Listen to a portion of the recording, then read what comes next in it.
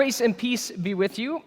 We are talking about the gospel story about Mary and Martha today. And the story begins with Martha welcoming Jesus into her home. And because we know that Jesus is traveling with his disciples, we assume that she's also actually welcoming at least some of the disciples into her home as well, showing them all hospitality. And there's two things that we should know to better understand this story. The first... Wouldn't it be great if we were all so excited to hear the message, we were running towards it? That'd be great. That won't happen for long, no. So there's two things we should know about background that will help us understand this story a little better. The first is that hospitality in the ancient world, and especially in the ancient Near East, was a much bigger deal than it is to us. We usually think of hospitality as kind of being good-mannered, being polite and nice, especially if you have guests. But in the ancient world, it was a far bigger deal. And actually what Martha does, opening her home to someone who's traveling through, providing them with the food that they need and the other resources that they need, that was what was expected of you, because hospitality was so highly valued. In fact, in some places in the world, it's seen that way today still. Hospitality is a bigger deal than it is to us. So we should know that. Hospitality is a big deal. The other thing is that Jesus relied on this kind of hospitality, and he told his disciples to do the same thing. When he sends them out, he says, go and stay at strangers' houses, stay at people's homes, let them cook for you and eat what they cook if they will, and then if not, then go over to someone else's house.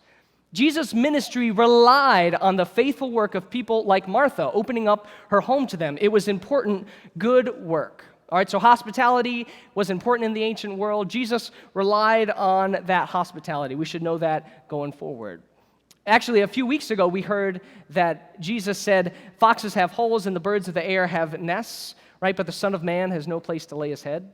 Because in his adult ministry, Jesus was homeless. He didn't have one place of his own to stay. He relied totally on other people to provide for him. It was a big deal. The work that Martha was doing was valuable, important work.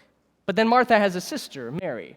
So while Martha is busy doing some of this work, and a lot of her time would have been spent preparing meals, because that was time-consuming, an important thing that she would be doing. So as she was doing all that, her sister Mary is sitting there listening to Jesus, sitting at his feet with the other disciples. And Martha comes in, and I think a lot of us can relate with Martha, can't we?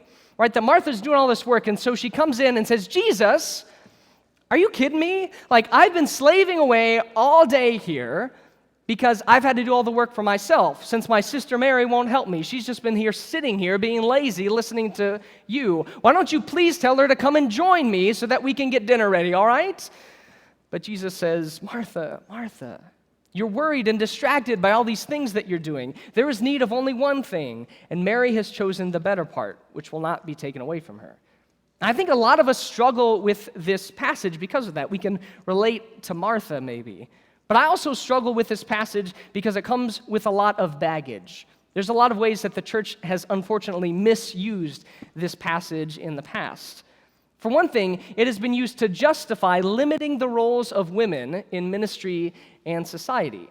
Because the reality is there's not that many stories in the New Testament about followers of Jesus who are women. And so they say, okay, here are two women, a story about two women, Martha and Mary. So these are your two options, all right, ladies? These are the two things that you can do. You can either be like Martha, and you can use your gifts of hospitality, doing the household work of cooking and cleaning, mostly for the men, or you can be like Mary, and you can sit quietly and listen.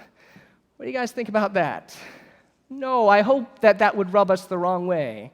No, and I actually don't think that's what's going on here at all. I don't think this passage is really meant to confine people into gender roles.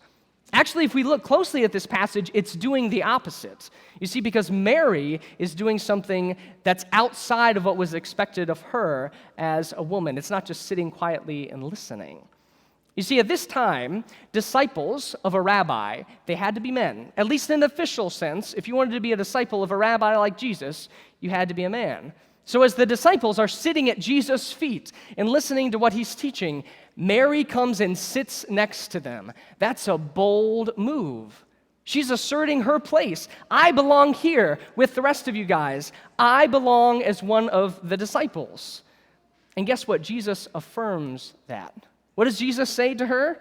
when Martha says, "Get out here, Mary"? No, Jesus says, the part that Mary's chosen, the role of being here along with my other disciples, that will not be taken away from her. Mary belongs right where she is. You get this sense that there's a place for everyone with Jesus. That with Jesus, there's a place for all of us at Jesus' feet. But then what do we do with Martha? Right? Jesus said, "You're worried and distracted by all this stuff you're doing. There's only need of one thing, and Mary has chosen the better part." And again, unfortunately, in the church, we've often taken this as, okay, there are two kinds of people in the world. There are the Marthas and the Marys. There are the people who are busy doing all the work and the service and hospitality, and then there are the more reflective, contemplative types, the one who sit quietly and listen. You're either one or the other, and sorry, but Jesus tells us which one is better. And so if you're doing all this hospitality and you're serving others, those are really just distractions. That's nice that you do that, but it's more important to sit quietly and have more prayer time and sit in devotion with God. That's the only thing that really matters. It doesn't matter what you do. But again, I don't think that that's what this story is telling us at all. First of all, we've already talked about how Martha's work was important. Jesus relied on Martha's work to make his ministry possible. But besides that, if we come away with this story or any story in the Bible thinking that it doesn't matter what we do to live out our faith, well, we've missed out on the passage that comes right before this one in Scripture, the one that we read last week about the Good Samaritan, about loving your neighbor. Remember how that story ends? Jesus asks, which of these three in this story do you think was a neighbor to the man who fell into the hands of the robbers? And that religious expert who's talking with Jesus says, the one who showed him mercy. So Jesus says, go and do likewise. Clearly, again and again, we see that it's important what we do to love our neighbors. It's important how we care for one another and serve one another. That matters. Martha is busy doing good, important things. The only problem is she's so caught up in her busyness, she's so caught up in her tasks that she ends up missing the point. She forgets why she's doing all of this in the first place. You see, Martha was making Jesus' ministry possible, but there comes a time where she needed to stop, to be still, so she could realize that Jesus' ministry was meant for her too. That's what she was missing out on. There's a place right there at Jesus' feet for Martha too, just like there's a place at Jesus' feet for us when we slow down and we listen. And what happens at Jesus' feet? Well, we learn as disciples, but it's also a place where Jesus can fill you up, where Jesus can empower you, where Jesus can affirm your role that you are right here where you're supposed to be.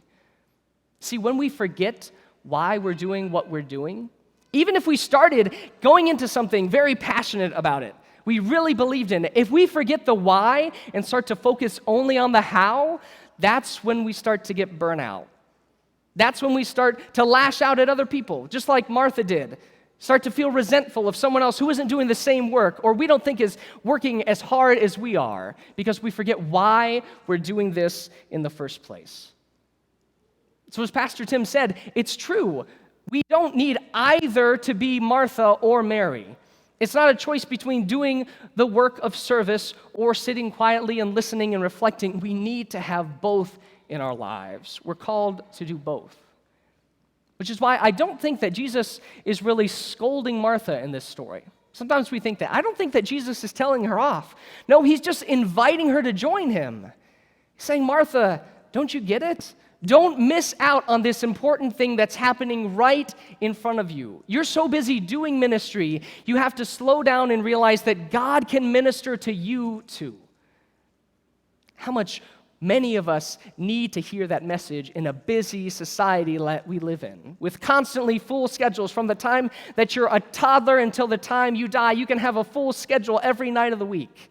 Guess what? Sometimes we have to slow down and realize that God wants to minister to you too.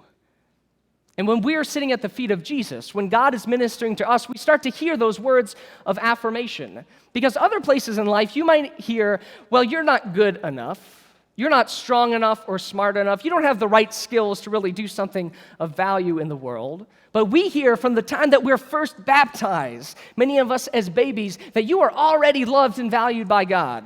And for the rest of your life, you are loved and valued by God, and you have a place doing God's work in the world.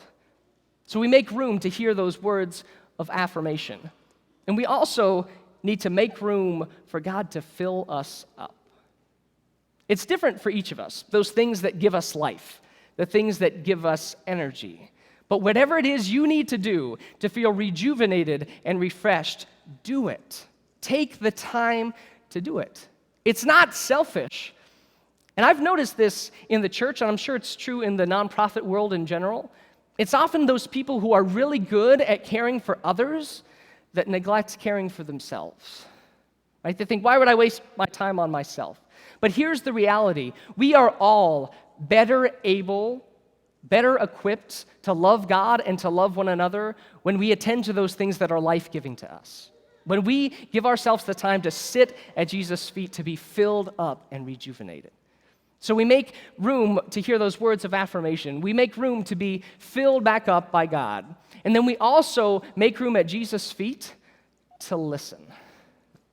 This one is hard for us sometimes, I think. Again, in a busy culture, it's hard to stay still enough to listen. And in the Western church in general, this is different from some other faith practices around the world, but we are much better practiced at talking to God than we are at listening. Often our prayer becomes a lot of monologue, of us just talking, instead of a dialogue, of some of us talking and then also leaving the space to wait for God's answer, to see how God is going to reply to us. You see, it's only when we take the time to listen that we can actually hear what God is calling us to do in the world. And this can happen in stillness and reflection. It can also happen with one another, with other people of faith. We can help each other to listen to what God's calling us to do. And it's only when we listen that we can see when God is trying to move us in a different direction and change course. I hope that most of you are somewhat familiar, at least with the Kairos Committee. The Kairos Committee is this team of people from the congregation that have been tasked with a visioning process.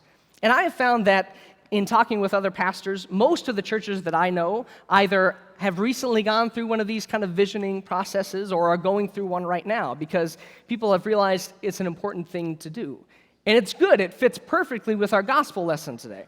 If you're not familiar with this whole visioning process, the basic idea in all the churches that I've seen is you take a step back from the day-to-day busyness and work of ministry. As important as that stuff is, you take a step back from that and you start to look at what's going on in your congregation and look at what's going on in the world around us so that we can begin to discern what is God's vision for us here and now.